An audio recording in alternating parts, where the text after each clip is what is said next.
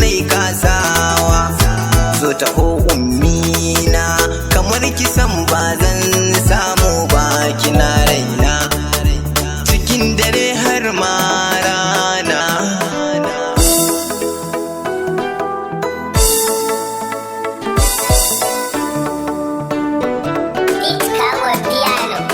Da salatin nan Allah kayyo karawa a gurin manzo dan Amina shugaban kowa. Ali da sahabbai Allah kayyo sanyawa. Ya Allah sanya mahaifiya mamar kowa. Waƙar mahaifiya ce na yau da kowa.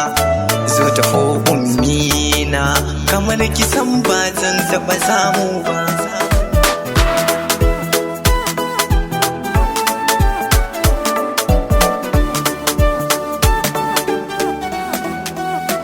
Kin bani tarbiyya kan nai tasawa, kin sani a baya tun kafin rarrafawa.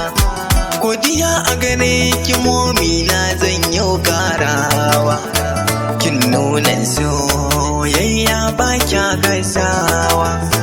Addu'a a gare ki kullum nake ta yowa.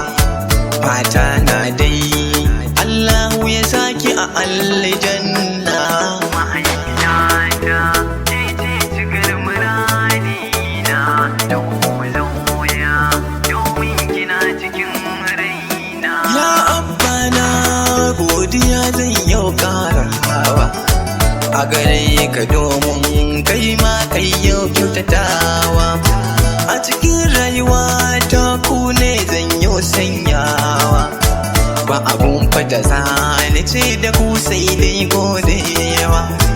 Da abun fata zane yau a kan ku ne iyayena, sai dai haƙuri, haƙuri, haƙuri iyayena.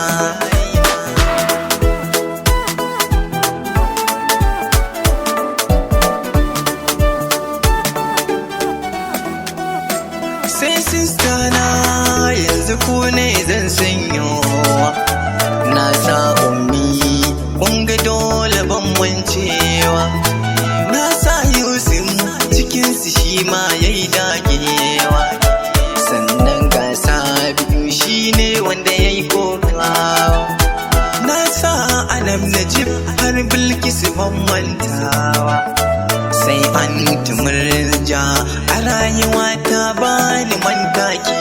Mahaifiyata ce cikin muradina,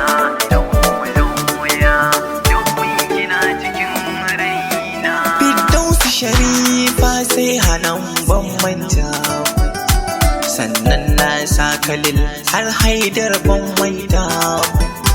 Na sa Sayyada Hadna Auta ban manta.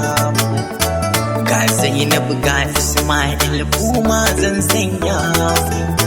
Sannan sai Fariga Yasir zan sanya. Sannan na sa Abba sauran sai dai ku yi min Abba.